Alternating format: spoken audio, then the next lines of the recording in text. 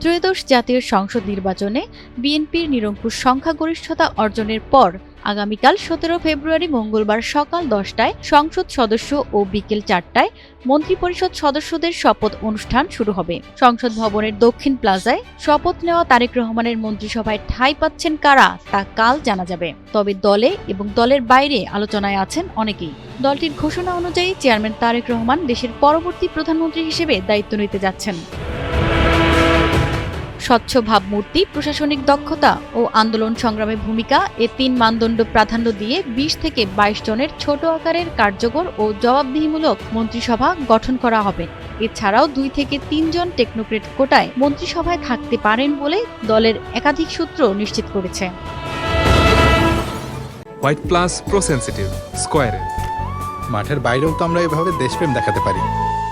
অভিজ্ঞতার পাশাপাশি তরুণ নেতৃত্বের সমন্বয়ে একটি ভারসাম্যপূর্ণ মন্ত্রিসভা গঠন করা হবে। টেকনোক্রেট কোটায় অনির্বাচিত বিশেষজ্ঞ ও জোটসঙ্গীদেরও অন্তর্ভুক্ত করা হবে। মন্ত্রিসভায় অন্তর্ভুক্ত হতে পারেন দলটির স্থায়ী কমিটির সদস্য Mirza Fakhrul Islam Alamgir, Mirza Abbas, Goyeshwar Chandra Roy, doctor Abdul Moyeen Khan, Salahuddin Ahmed, Amir Khasru Mahmud Chowdhury, Iqbal Hasan Mahmud Tuku, doctor AZM Zahid Hossain, major Hafiz Uddin Ahmed, Bir Vikram.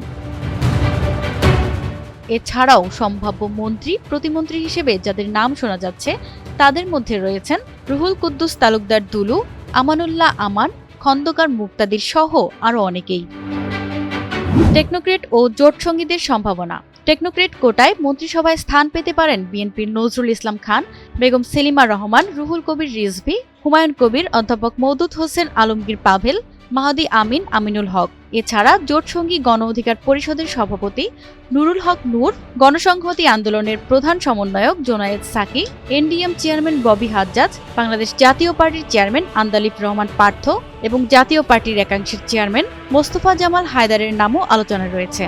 এছাড়া দলের মহাসচিব মির্জা ফখরুল ইসলাম আলমগীরের নাম গুরুত্বপূর্ণ মন্ত্রণালয় ছাড়া তাকে রাষ্ট্রপতি করা হতে পারে বলে এমন আলোচনাও রয়েছে।